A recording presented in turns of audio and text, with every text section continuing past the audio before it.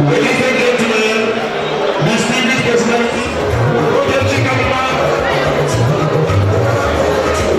Since 2019, there is a party Dr. Roger Chikampa to the side of the city. I believe in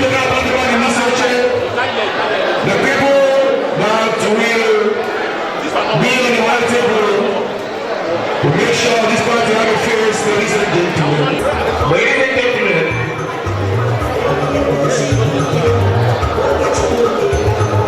I want to call on the high table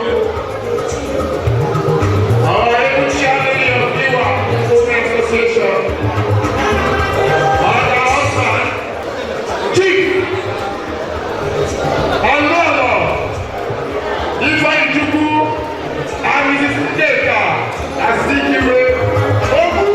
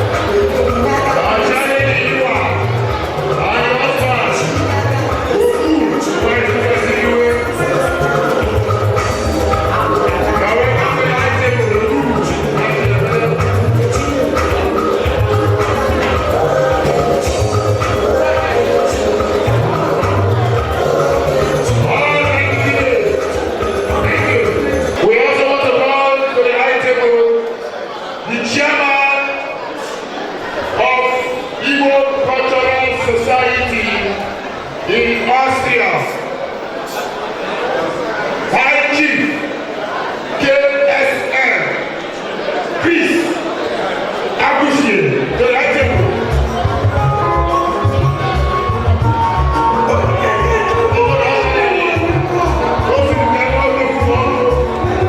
High Chief KSM Agushie.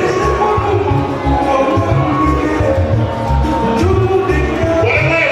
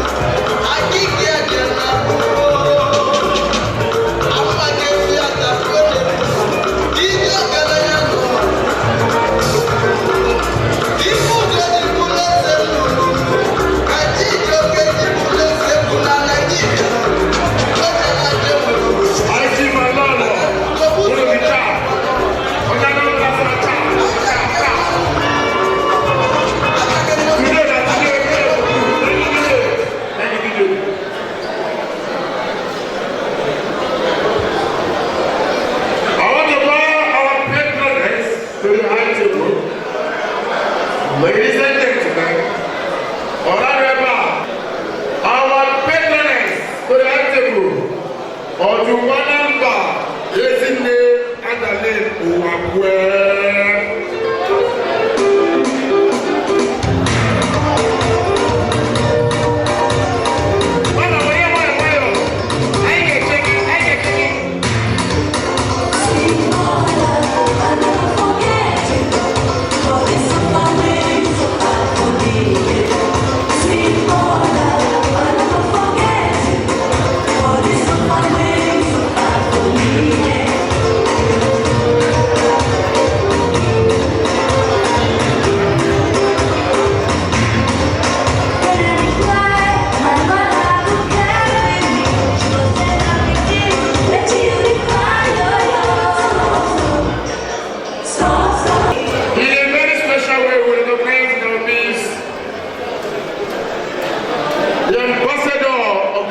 Republic of Nigeria, His Excellency SD Umar, you are welcome to this great occasion, and all members of the Nigerian Embassy. You are welcome. Special recognition, sir. Special recognition, Your Excellencies. Thank you so very much. Thank you. We will start this celebration now with an opening prayer, but before then, I want to recognize the following persons. Chief Nabei, Chief Bovese. You are welcome, sir. Chief Kuti, I'm sorry for this way. Chief YC, Henry Maduba, I will see you, sir. Chief Henry Maduba, Chief Osaike, Chris, I can Anthony Zufio, Anthony Keji, Chijoke, Julius, and Elizabeth, if I please, Tupa, and Reverend Saras in the house, Kevin, Maria, brother, Jeff, Eddie, and Timothy, and Andy, everybody in this house, you are very much welcome. I still have some names. Does it make us still feel this place, this high table? Please, if you are here, recognize yourself. We will usher you into the high table.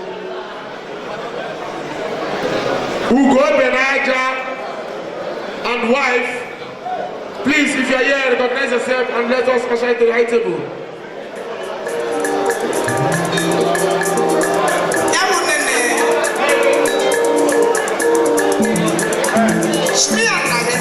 Ugo Benaja one. Ugo Benaja Ugo Benaja Lolo.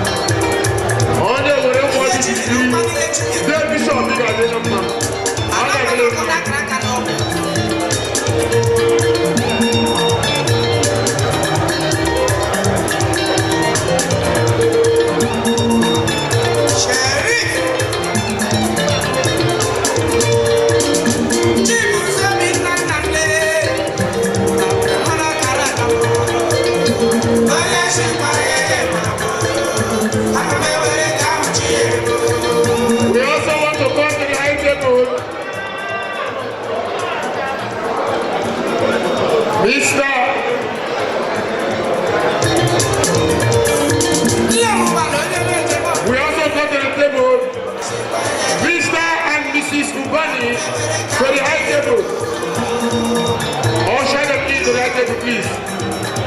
Mr. and Mrs. Ubani to the high table.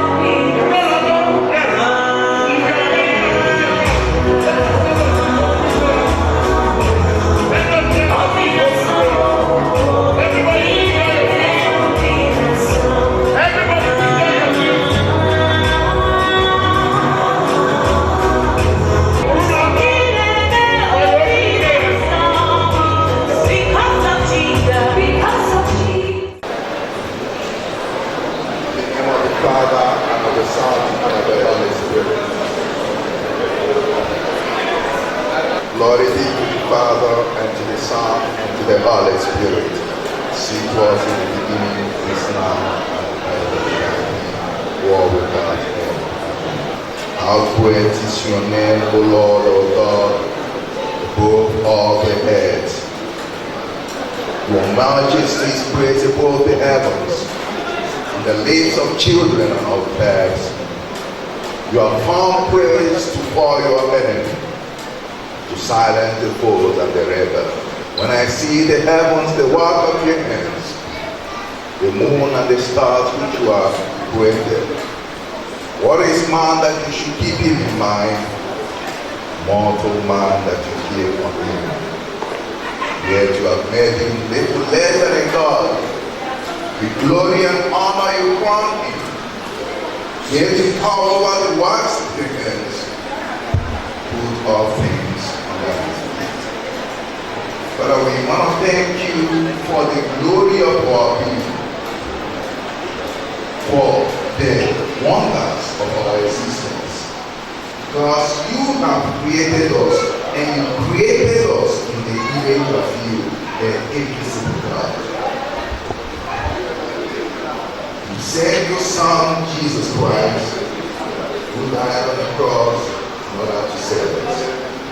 And the Holy Spirit is with us every time to sanctify us. May your name be praised both now and forevermore. Amen. But I want to thank you, especially for all our women, for women of all races and nations. They are the mothers of creation, the nurture of nature, and the hope and joy of mankind. And you bless them in all their endeavors and strengthen them in the divine place you have instituted them. In the mighty name of Jesus we pray. Amen. Father, we pray that you bless and protect them. May they continue to be the queens and princesses of our heart who bring love, peace, and prosperity into our home and into our world. In the mighty name of Jesus we pray. And let us eat from the plate of joy, blessings, and drink from the cup of good health, long life, and prosperity. We make this prayer through Christ our Lord. The grace of our Lord Jesus Christ, the love of God, and the sweet fellowship of the Holy Spirit be with us now and forever. Surely, goodness and mercy shall follow us all the days of our life, and we shall dwell in the house of the Lord forever. The Lord be with you with your spirit. And the Lord bless, protect, and guide you in the Father, Son, and of the Holy Spirit. Please, everybody in the hall, get ready to receive our women. Meanwhile, today's the day. Mama, are you ready? Thank you.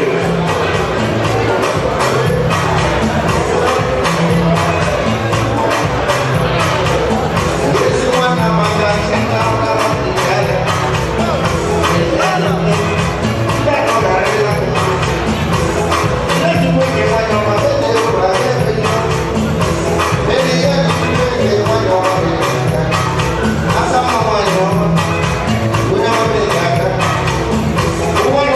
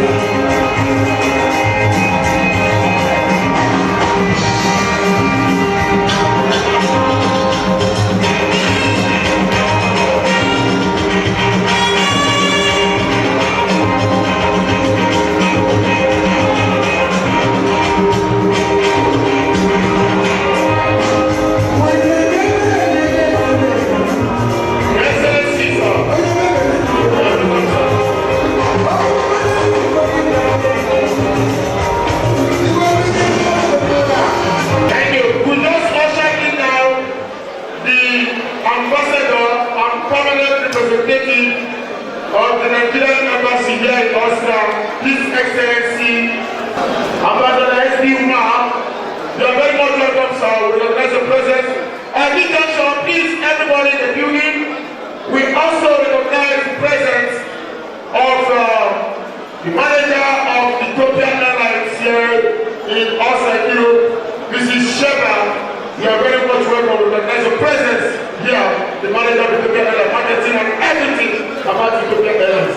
Please, ladies and gentlemen, everybody in the building, let us stand up for the national anthem of the Federal Republic of Nigeria. Wherever you see the ambassador, the Nigerian national anthem must be played. It's a must thing. It's our constitution.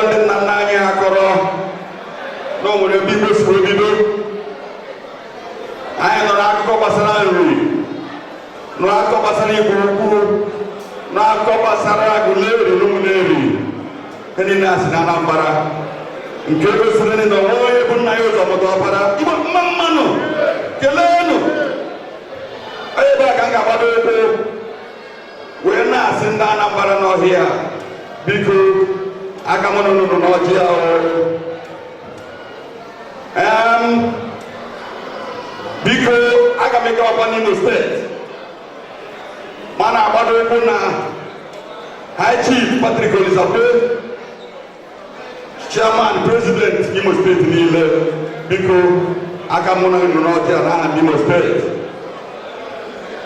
Okay, now the name of the Enugu State, capital of this Central State. Okay, boo. Okay, from Nagatana, High Chief Kuron Nara, Margana, Biko, Kansipana Galabagi, Western Enugu State, Lebanon, Abia State Morom, Biko High Chief Gigonia, Akamona Nonotia. Ewokoromuna Yindoza na Ebonyi State. Mana awuru na ngota nwere Chinedu Obasi. Onye Ebonyi State no here. Biko akamona gị n'ọjị ahụ. Ụmụnne anyị ndị ọzọ na-asụ Igbo, ndị ka African Samson here, Chairman Eka Community. Biko akamona n'ọjị a. Ndị Bayelsa, ndị Ikwere, ndị Anioma, ndị niile chiri echichi asụla akụ aka hapụ Imo ya eri mmadụ afụla Magista Doma Hills fụkwa Dr. Chibo Onyeji. Biko na ha ndị chiri echichi aka mụrụ n'ọjị a. Ọ bụ nwere ndị nwe Igbo bụ Nigeria nwe Igbo. Onye isi anyị n'ọhịa bụ Ambassador SD Umar. Biko, I give you indulgence. we only conduct this segment with Igbo language. And I say, Vito, just touch this color. No. Because when the church no from Father Savior Naram, now the church no because I come on Nogia. Ndini the church no menana. Ndini never cheer when the Nanya before what became with the Bible. Because I can't no Nogia. Because on Hanese, Ndini no here, I know Nogia. Because when I home was my home was because way back I got the Nina, Ndema to Lucy. Onye na ama ihe gburu nna ya gburu nna ya egburu ya adị ama ihe gbajikọrọ ego TV ma ọ bụrụ asọba enwe awere ndị tọrọ m nọ nga ndị bụ m ụzọ dị ebe na ọ bụ ha maka ọ gbara n'aka ego ọjị a so n'ugwu nyere m as chairman ndị Igbo ahụ na m debe Captain Ụpani nga agaghị nọ nga na-amụ egwere ọjị abịa nyewa ndị ichie mana si biko MC buru ọjị a gbadoro anya chọwa ụzọ chọwa dị Captain Ụpani biko gobere ọjị a gọọrọ anyị ndewo Igbo mmanụ kelee anụ zọọ ọnụ ọkwa ịchọrọ nwatakịrị n'aka na ya aga m akọzi ọjị a otu omenala ndị Igbo si dị ọrụ ma nchekwa ma fe na ala Igbo anyị nwe afọ anyị nwe nkwọ anyị nwe ike anyị nwe oyi chi nke kere afọ nke ọjị chi nke kere nkwọ nke ọjị chi nke kere eke nke ọjị and chi nke kere oyi nke ọjị ụmụnne na ụmụnna n'ọjị a ekwe na ọjị Nigeria ekwe na ọjị ihe dị maka ala ndị aha dị Amen. Thank you very much. I want to know you. I know that Tatara Jata Randu Tatara Yoma Kotua Kodu Chief. I want to call our President General, the leader of Igbo Women Association, IWA, to give us an opening speech. Lolo Neka, please come and take the microphone and welcome all our distinguished guests.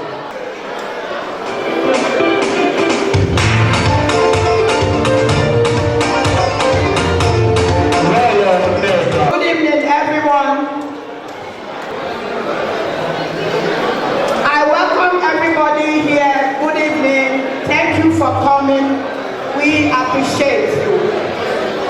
Please, on behalf of the executive of IWA and all the entire members of Igbo Women Association Austria, I plead that we all stand up to acknowledge our gone members. Please, if you are here, we will respect the dead. Some don't die. They were like us. Before, yes. They were like us, please. Let's give them a minute silence. Thank you very much.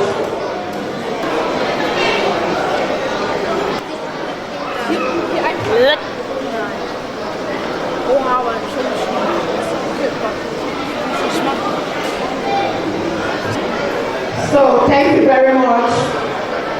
His Excellency, H.E.S. B. Umar, Ambassador, Permanent Representative of Nigeria to Austria, the Chairman, the Great Igbo Cultural Society Austria, Chief Sakris Azisie, all the ethnic groups, leaders, the national leaders of different associations, distinguished ladies and gentlemen, on behalf of the executive and entire members of the Reportable Igbo Women Association Austria, I welcome you all to this great occasion. But before I proceed, permit me to thank the great Igbo women for starting up this act of sisterhood and love, especially the pioneers. In the year 1995, her blessed memory, Mrs. Chinyere Irebu, Mrs. Doris Ajebu, Mrs. Virgie Ofedu, Mrs. Josephine Kalota, and Mrs. Florence Okoye founded this great association. I can proudly say that IWA, that's the Igbo Women Association, is the first association formed in Vienna, apart from the Students' Union of Nigeria. That was then. An applause, an applause.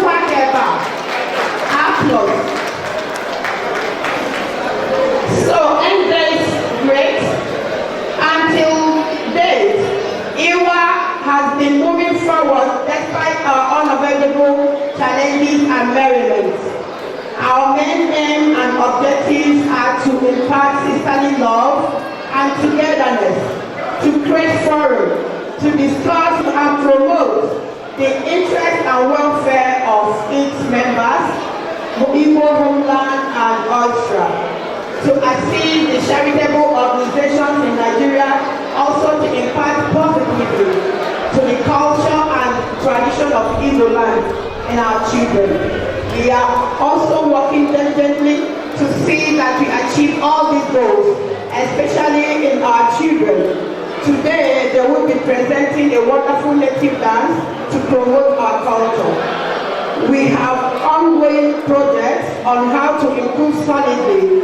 Today, we will be exhibiting our traditional Igbo dances and other native activities. As we all know that since the tragic outbreak of coronavirus, so many people have found it so difficult and less opportune to travel to Nigeria. That's why we deem it necessary to make it possible today. So please grab your tickets today. So feel free to do whatever you like. We are equal to the task. So by this, I say welcome once more and thank you very much for giving me this audience. May God bless you. The patron, Chairman ICF, KSM, Chris Abishin, was like to make Chairman opening speech. Your Excellency, Ambassador SD Roma, Ambassador of Federal Republic of Nigeria to Austria and Slovakia, members of this high table, distinguished ladies and gentlemen. First, let me start by thanking the leadership of this organization and its special committee for putting up this dynamic event. It's not an easy, considering your personal commitment to be able to put such a colorful event for us in this summer. We thank you so much. I was as well privileged to be part and parcel of the organization, the preparation, and I quite knew that no one are well prepared for us. And I plead for your cooperation to support them as well. What you will drink and eat is free for you. If you need anything as far as this event is concerned, come to me. I will provide it for you. I will make sure it will reach you. So on this note, I want to declare this event officially open. Feel free, make yourself comfortable, enjoy the rest of the evening. Thank you and God bless. Junction, I would like the microphone over to the ambassador of the Federal Republic of Nigeria for a keynote address. Okay, thank you. Mr. President, sir, Igbo Cultural Union, the leader of Igbo Women Association, our women members, distinguished guests, good evening. Culture, as we all know, is a way of life. We appreciate groups that showcases our Nigerian culture. This is not about Igbo, but it is about our own country, the place we come from, and it's an acknowledgement of the fact that we that are privileged to be here now have inherited this way of life from our forefathers, and it has been improved upon or improving day by day. This is the first time I am witnessing this for women specifically. And it's a way that will put in the minds of our children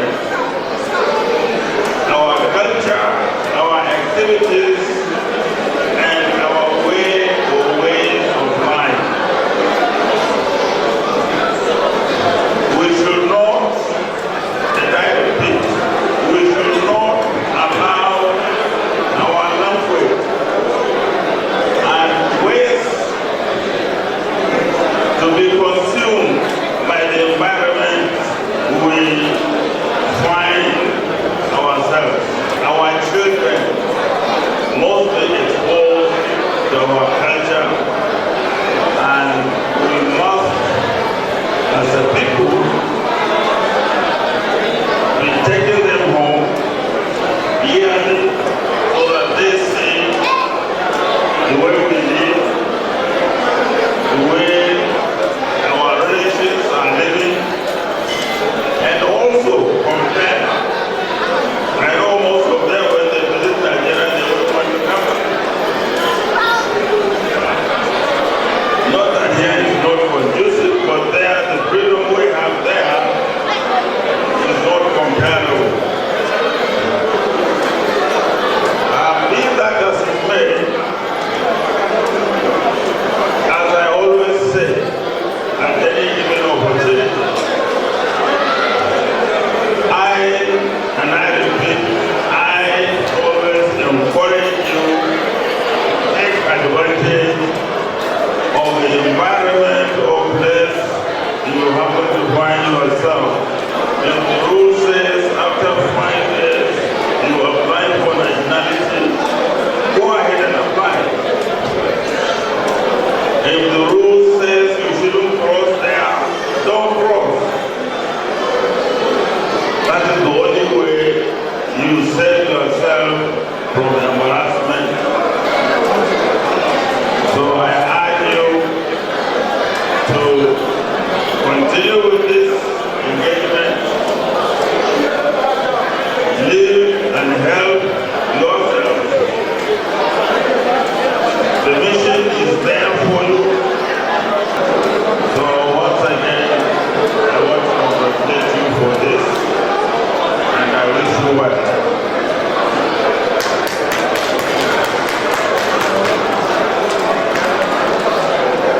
Thank you very much. That is the keynote address by His Excellency Ambassador S.B. Wow. Iwa, women, please get ready. Hey, let's go.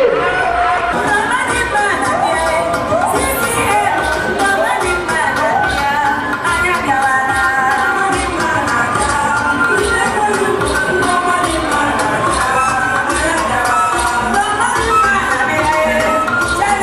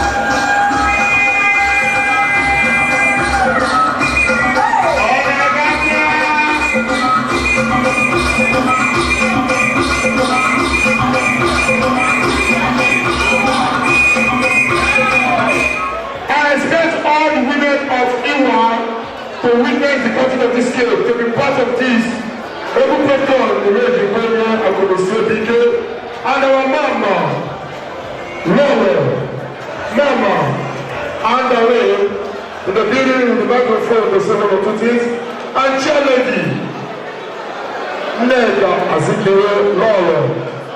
Now them want to cut this cake.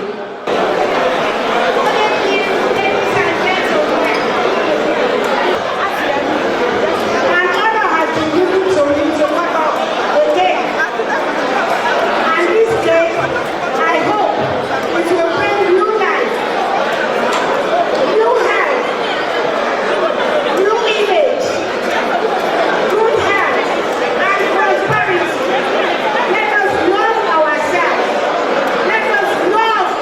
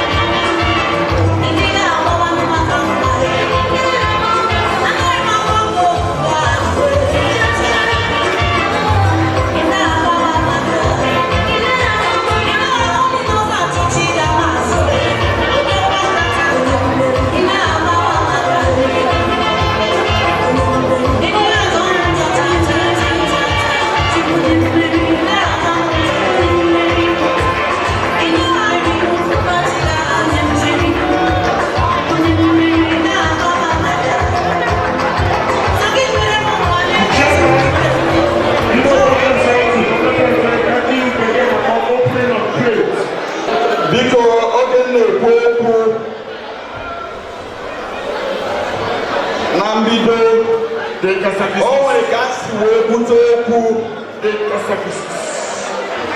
na ụmụ nwanyị anyị bụ ndị ụwa kwadoro akwado tata. O kwere m na nghọta na emume a tata efuola ezigbo ego, efuola ụmụ nwanyị anyị ego, ma ụlọ ebe anyị nọ tata, ma mmanya anyị ṅụrụ, ma ife anyị riri, ma egwu anyị gbara, ọ bụ na ụmụ nwanyị anyị a ka anyị ji wee bụrụ ndị di. Ọ bụ okele ọrụ dịrị anyị sọpọtụ ha. Aka ọbịa bụ ihe anyị bịara tata, ndị na-abịalụ di ha mbụ, mana ọ bụ ọrụ dịrị anyị sọpọtụ ha, kwadosie ha ike, n'ihi na ọ bụ ememe onye akịdị ya gwọta ọzọ. Ọ bụ eziokwu na mbụ chairman, coordinator of this event, mana abụrụ na m chairman, ọ bụrụ na ọ bụghị ego dị ka aja, agara m esi ka njebọta ya wee nye ụmụ nwanyị anyị a, n'ihi na ha chara acha tata.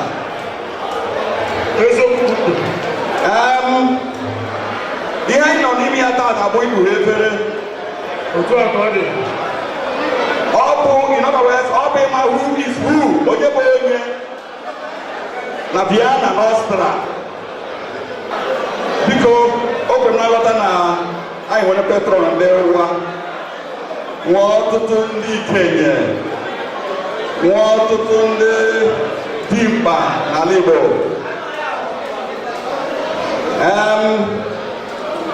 Aga m esi ka m practice what I preach. Aga m eji 300 euros wee na-ekpughe efere. 300 euros go to efere. I don't get their cash. 300. Thank you very much. Biko, e nwere ndị dimkpa nọ n'akụkụ. Aga m ebido n'aka nri m. Unu ahụhụ mgbe ọzọ, m ahụ mgbe ọzọ. Ọ bụ oke mmadụ Dr. Sam Okoli. Biko, aga m esi maka na m mere 300 nke na ga-ego na nke na-abụ mbido ya. Elekwala anya na m mere ihe a dị afọ isi ka ime ka ebere mbe. Ndị owe Dr. Sam Okoli, biko, ụmụ nwaanyị ndị Igbo ekele m ụlọ dịka onye chairman ndị Igbo siri ihe ụmụ nwaanyị ndị Igbo na-eme dị mma, ha anyị ka anyị sọpọtụ ha wee na-aga n'ihu. So eji 200 euro wee na-asọpọtụ 200 euros kụpụrụ ya aka. Mamadowo n'aka ịkpa m, onye ọzọ abụghị di lọlọ ndị kasị ka iwe okpuru machi. Ọ bụ na ahụ dị mkpa hụdo gị ya, ị ga n'imechi ụmụ nwaanyị elu. Ndị be anyị na-alụrụ. Eji 150 euro egbuelu ụmụ nwaanyị ka ọ tara. 150 euros. Eji wee gosi na anyị gwa na-afụ ụzọ, ma na-eji ohere a na-asị Haiti akụnesi obi ike. Ị ga na-edofe ọnụ ndị owo Igbo kwen kwezuru ụmụ nwaanyị nnọkwa. Well, as your able patron, I've been with you and I will always be with you. I'm supporting you open it with 400 euros. 400 euros! Okay, for the cash. 1, 2, 3, 4. Oh, cash. I keep it in the this is actually my first money. ọ bụrụ na high chief na-ekwere m 400 ka ị gara ime agara m ezi gị na bankomat jebiri gboo mana gosila dị ka ọ dịba mbọsị ọzọ ụbọchị nta ka a chọrọ nwere nje agara m n'obi dede kaptịn ụbani abịara m n'obi gị kaptịn biko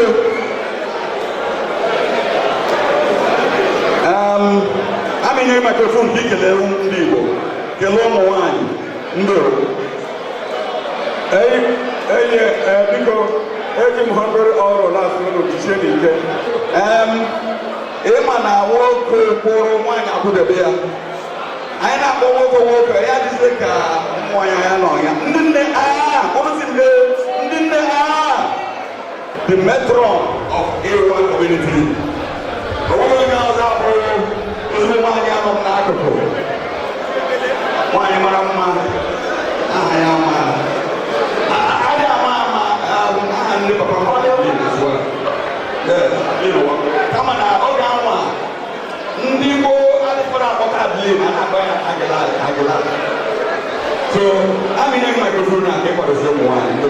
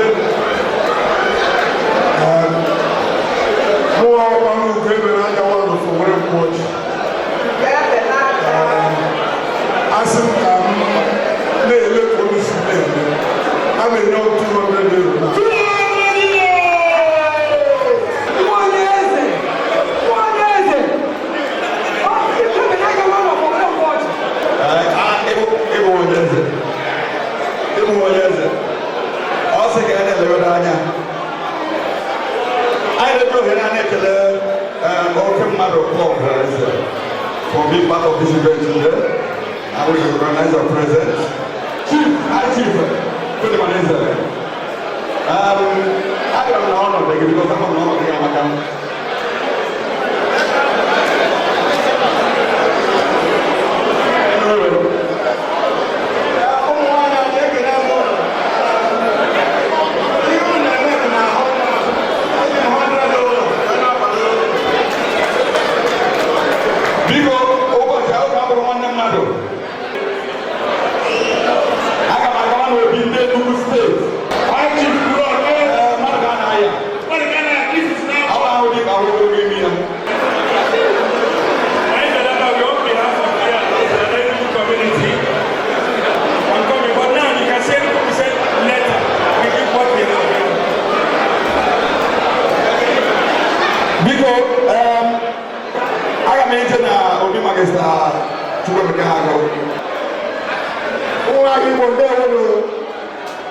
Because every 100 euros support from one. 100 euros. Medical doctor Kingsley Iketamba.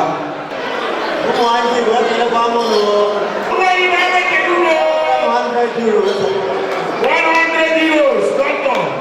Thank you, medical doctor Kingsley Iketamba. We have to Ebola.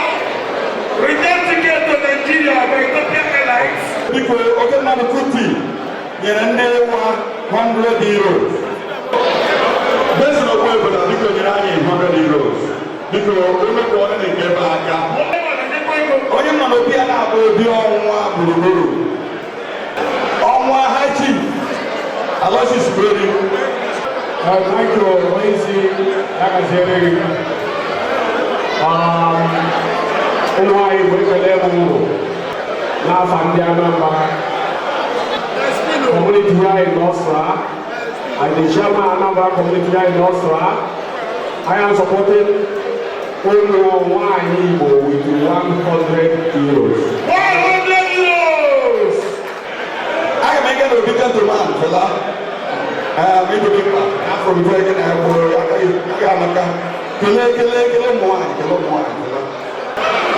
More will get to add it to Villa Kuti. I'm making some of 50 euros, not supposed to you. 50 euros! I'm not sure who's Aga. Because Kele mwani, we're here. You know the land, young, one. I will use to see you to support the movement. 50 euros! Achọ m inye microphone ya to Tony. Nwunye Malike, Biko. Ụmụnwaanyị ndị ụwa kwere ọ bụla ka ndị fọrọ sisi ka ndị fọrọ dị. Well, I've been trying at the background to help the work people to do what they're about to do. come to the next, sir. And I will try my best for the one women at the background. I think it is the icon. It's 101 euro. 101 euros! Biko, ọ gbara one year ahụ ya bụrụ. Biko Tony, is ndụ. Biko o ji 100 euro. 101 euro. Igbo, post one. Igbo, one. Ụmụnwaanyị nwanne ọhụrụ. I'm speaking on behalf of my bosom friend, Chief Wise Ibich, and he's opening this plate with 100 euros. Tupu m aga n'aka ndị abịa, ama m n'oke amadị anọ here. Ị na-adọ James ị na-adọ. Gbalụsịa. Ewu dị maka ewu na kelee ụmụ anyị. Ụmụnwaanyị nwadewolo. N'afọ abụọ nwaanyị Chief Uche Sabasco, onye ọrụ Sandra Wolof Ụzọama, with my family, and 100 euro.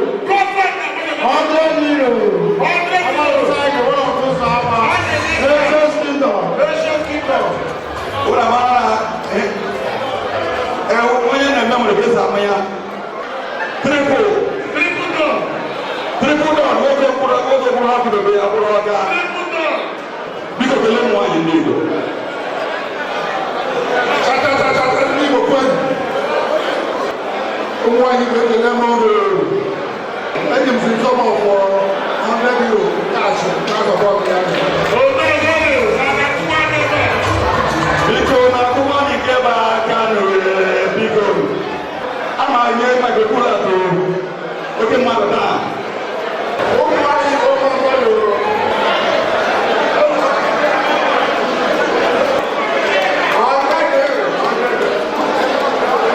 Biko ụbọchị nwoke 100 euros wee na-asọpọ biko nnukwu ọnụ nke ebe aka. Amara mmanụ kelee nụ ụmụnwaanyị mama.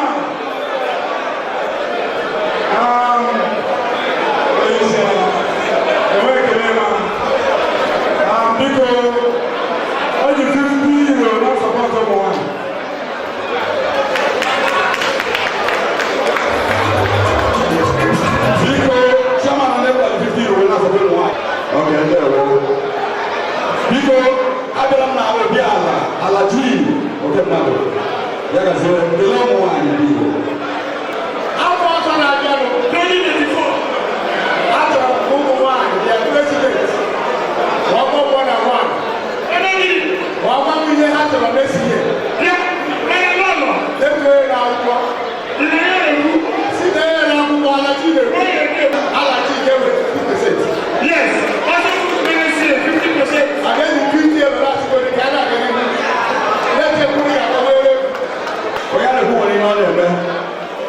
biko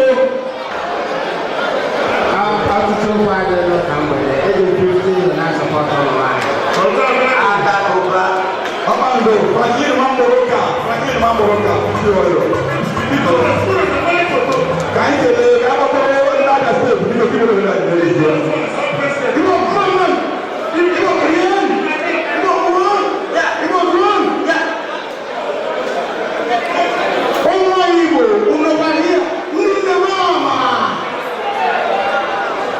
ndị Abia steeti se na ha mere because I know number one na Nigeria Abia maybe the sum of or 500 para. I waited for this for 2 years. I am married. I must have a baby.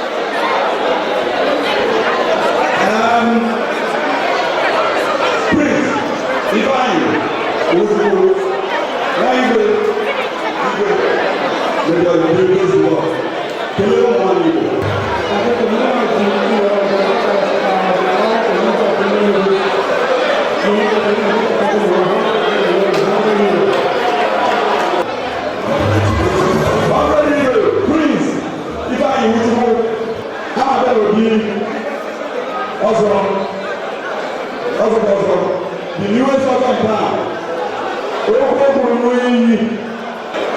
On behalf of Low Supermarket,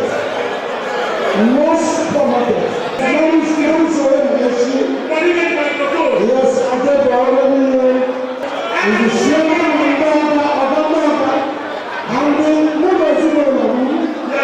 yes, who are you now? Everyone goes to that. They go. I can already go to the yes,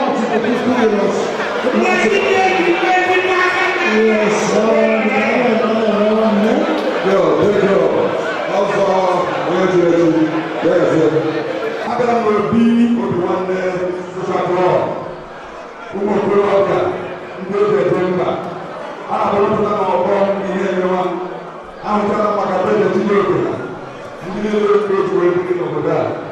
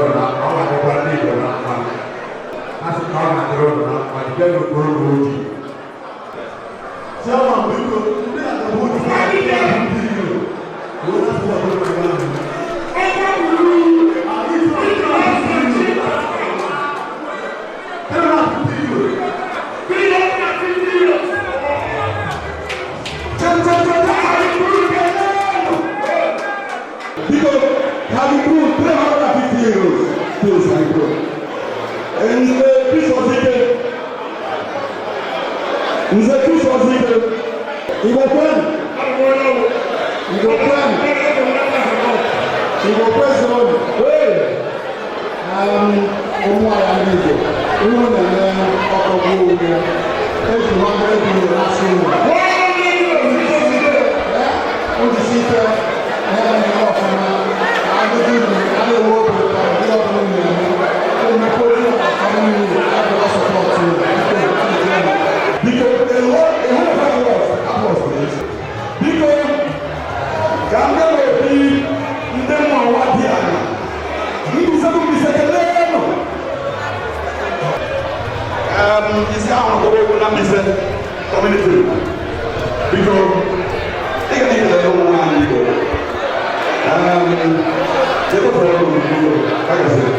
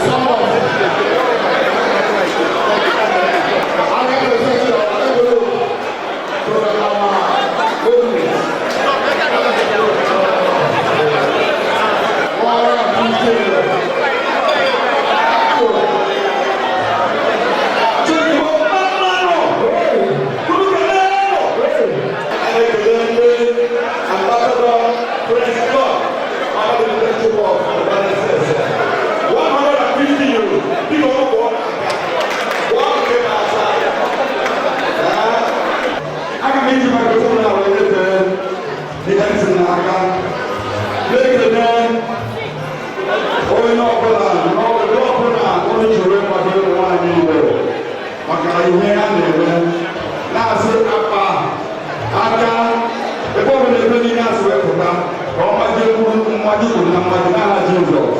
Igbo mmanụ keleenụ zụọnụ ezinụlọ. My charity, Ethiopian Airlines, our Otoriku. Hello everybody, please look here.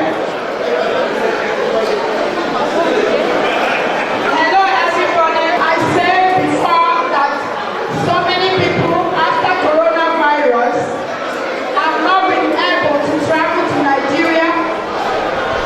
So, if you want to go to Nigeria, you listen. I'm not joking, I'm serious. Good evening, everyone. Ladies and gentlemen, good evening. Thank you very much for having us. We're very happy to be here. I'm Nasaba. I'm the area manager of Ethiopian Airlines here in Vienna. And I have my colleague as well, Ms. Karina, who is the sales manager. We wanted to give out tickets to Nigeria by just asking a question. So we'll ask a question now, and the first person who answers gets a free ticket to Nigeria.